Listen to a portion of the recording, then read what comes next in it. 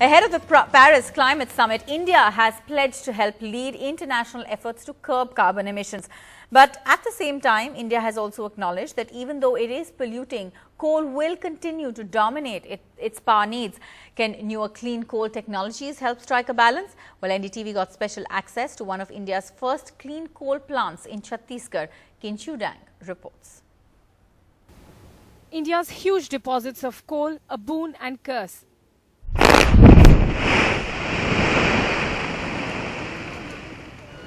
What role can this highly polluting fuel play in India's tightrope walk between climate change and rapid development?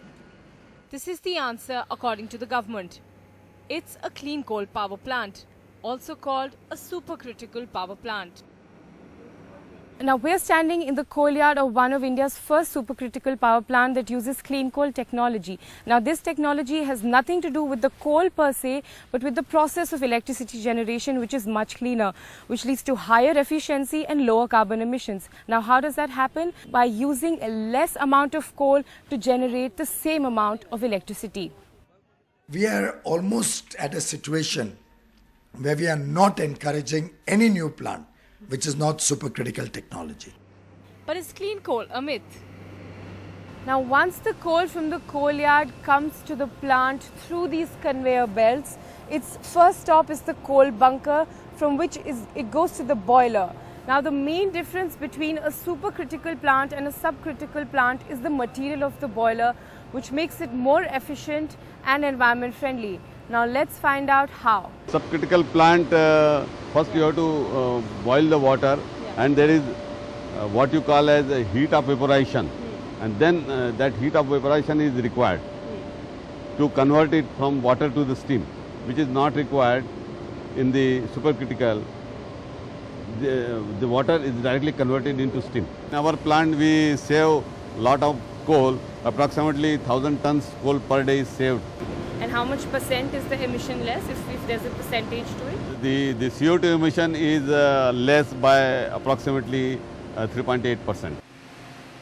From 2017, the government says all new coal power plants will use this clean technology.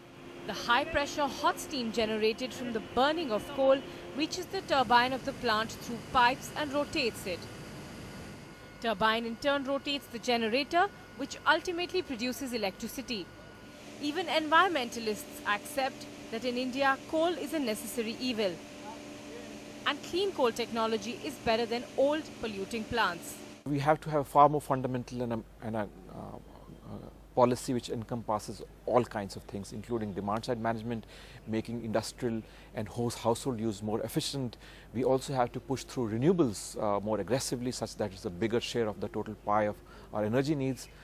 All that and more will be needed to tackle the climate change. But looking at coal alone, I think the way forward is to bend the growth curve and to have as much supercritical capacity as possible.